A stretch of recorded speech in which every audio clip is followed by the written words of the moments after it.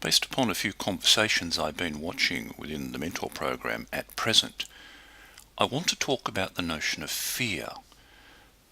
Fear is endemic to traders. We all experience it at some time. There is simply no way around it. And I want to begin with this quote: "Fear is the mind killer." Some of you might recognize this as being from Frank Herbert's novel June. I don't want to go too much into a sort of physiological discussion of the fight or flight response, which is the mechanism that governs our response to fear. But I want to center on this notion that fear is the mind killer, that fear in some way prevents us from being the trader we would like to be. The issue at hand is quite simple. All traders at some stage in their trading career experience fear. It is quite natural, it is quite acceptable, it is inevitable for traders to feel fear. And it is obvious that this will occur simply because within trading we have this fear of failure, this fear of feeling unworthy, of not being able to perform at our chosen profession. And part of the fear in trading comes from the fact that it is so binary in nature. In trading you are either right or wrong, and you are either right or wrong very, very quickly. So we have this constant apprehension about this feedback being presented to us. And if you are the sort of person who requires positive feedback, positive reinforcement, if you require your ego to be stroked, you will find trading to be quite difficult, simply because of the nature of this constant feedback. One of the things I notice with new traders is that they're completely unprepared for the notion that they will be wrong. And I can understand why this occurs, because unfortunately in the popular media, people are inoculated by the idea that trading is A, easy, and B, that they will never be incorrect. Unfortunately, there are a plethora of people out there telling people that it is quite possible to have a trading system that is correct 90% of the time. That's not possible. That is simply not the way the trading world works.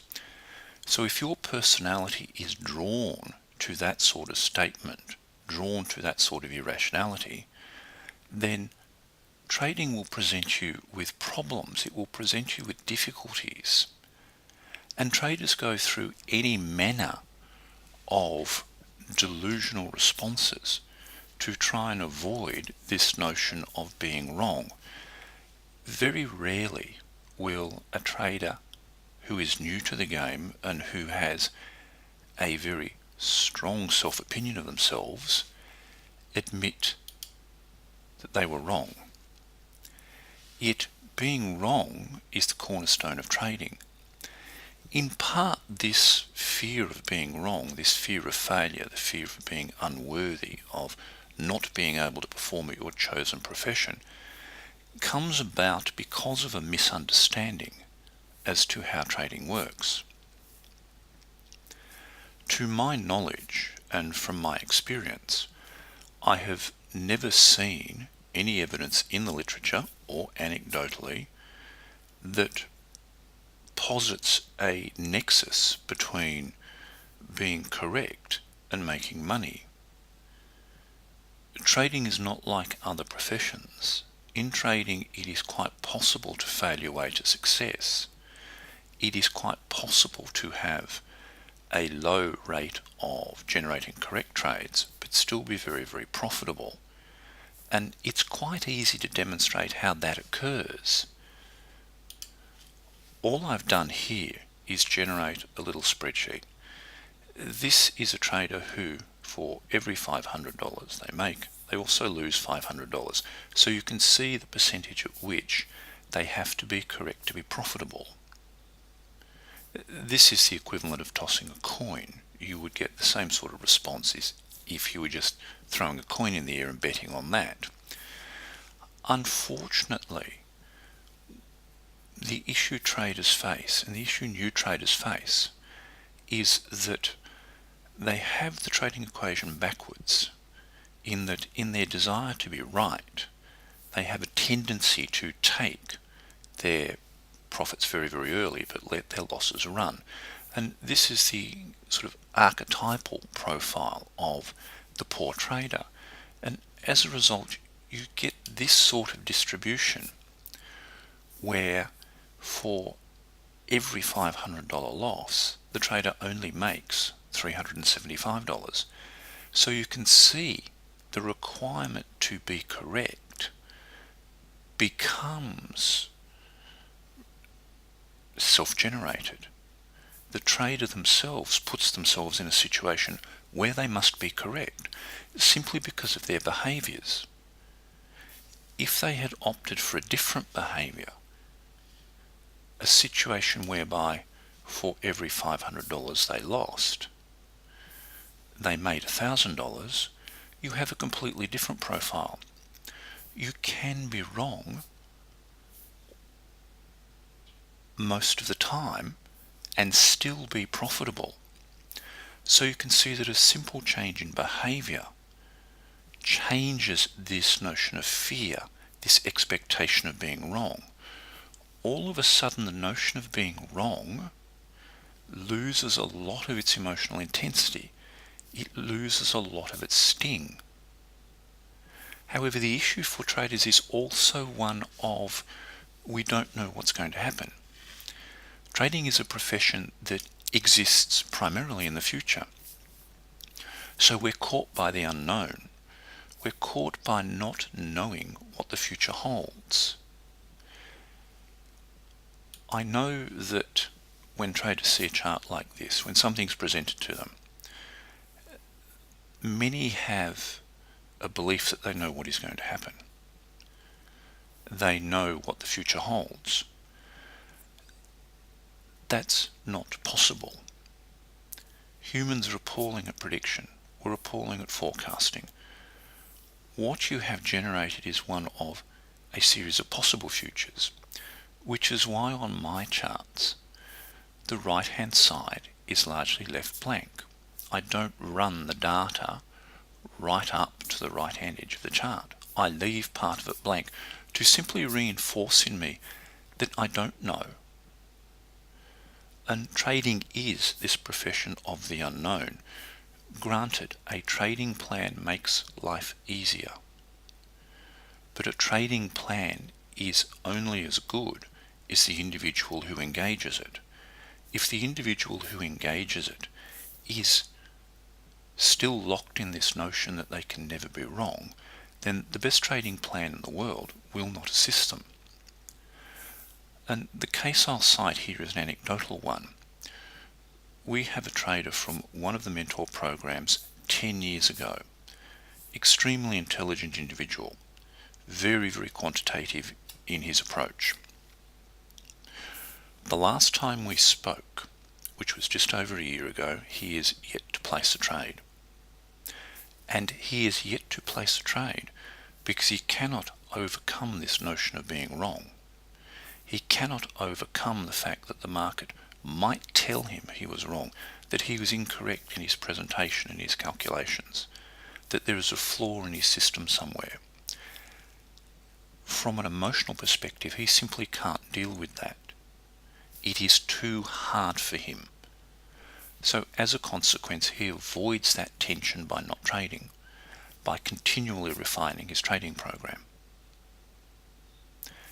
That's an extreme example, but many traders sit somewhere along that continuum, that spectrum of not being able to be wrong, where you must be correct.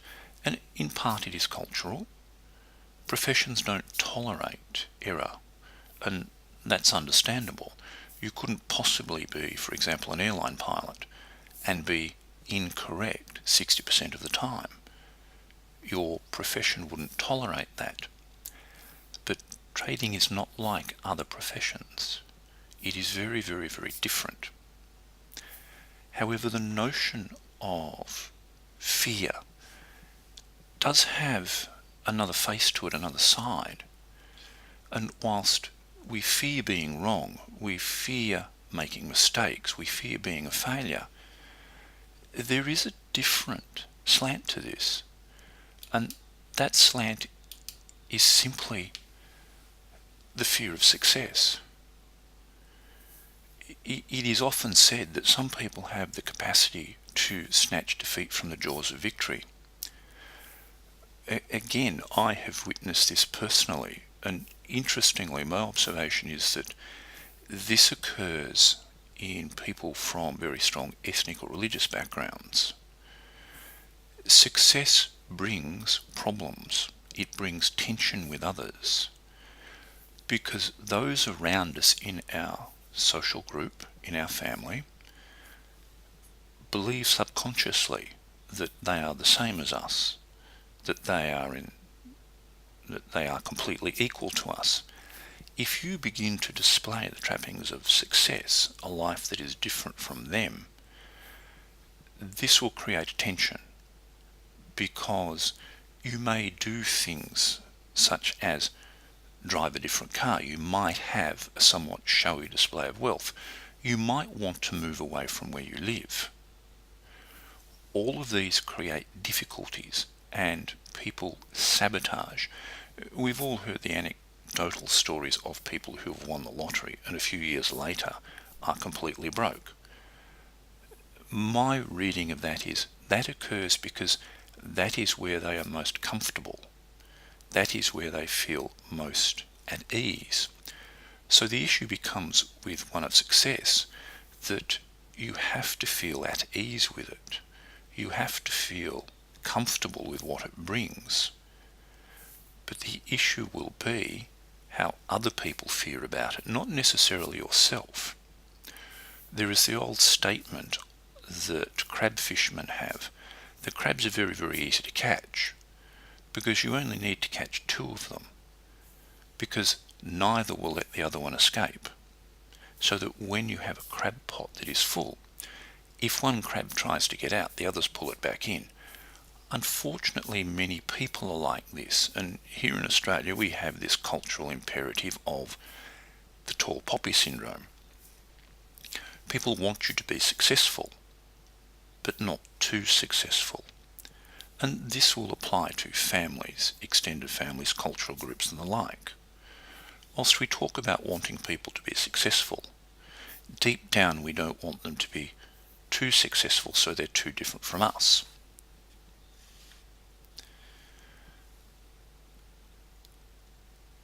I want to return to this notion of the unknown just before I finish, because this is the point that is, I think, most important.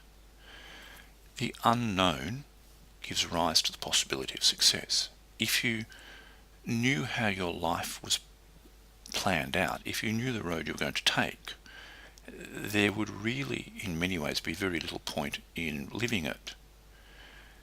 From a trader's perspective, the unknown is a gift. And it is a gift because you don't know what's going to happen. You may be profitable. There are no rules within markets that say how profitable you can or can't be. There is no rule that I've come across in any of the business rules of any of the exchanges I've dealt in that says, look, you've been really, really successful up to this point, you have to stop. Nobody puts that governor on how successful you might be. So, as I said, whilst a trading plan assists with fear, it is more the need for an acceptance-based model.